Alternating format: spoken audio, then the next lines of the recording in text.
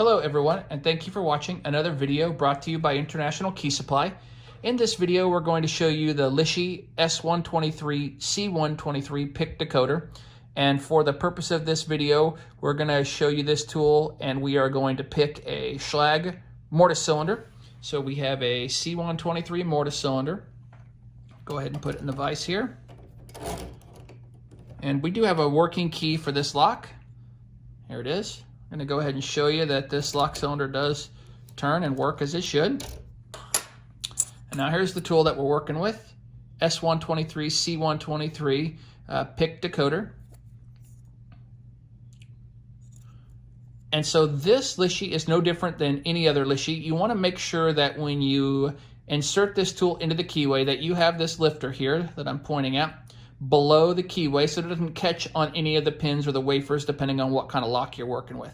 So the easiest thing to do to accomplish that is to get this lifter in this position, is to take the lifting arm and pull it all the way back here to the first position and lift it as high as it'll go, and then just hold it with your thumb.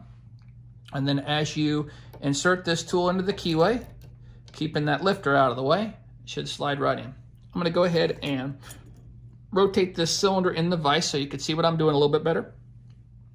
I'm going to put a little tension here on the tension bar, and I'm going to start checking each space in this lock. And what I'm looking for is I'm looking for a space where the pin is binding, and when the pin is binding, I can pick. So here, number 6 is binding.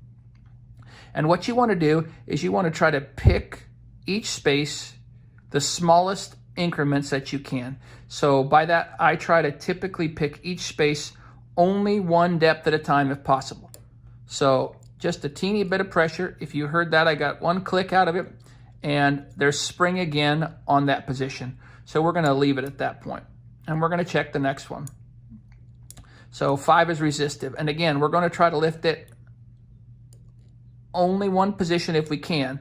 But it actually lifted several positions before we felt the good click, and still that pin is resistive. But what I have found is if you pick more than a couple of spaces, a couple of depths at a time, you're most likely going to overlift the position. So we're going to skip 5 and we're going to come on here and look for the next one.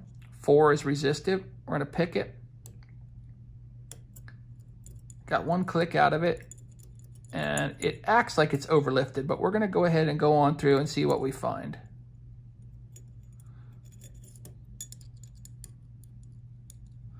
So I'm going to go ahead and try to get another click out of space 5.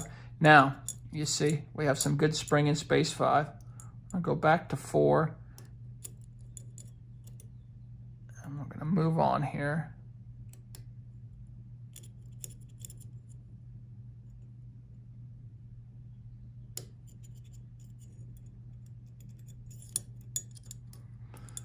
Rotate back through here, make sure everybody stayed picked.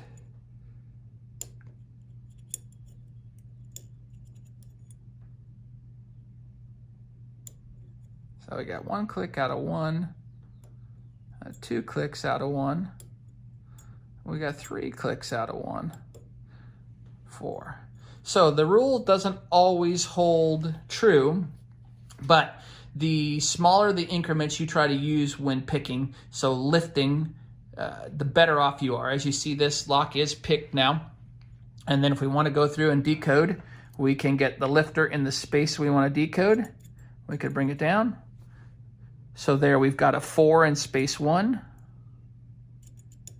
And we have a 7 in space 2. And we have a 7 in space 3. And we have a 5 in space 4. And we have a 6 in space 5. And we have a 9 in space 6. So again, that is the Lishi S123 C123 pick decoder. Thank you for watching another video brought to you by International Key Supply.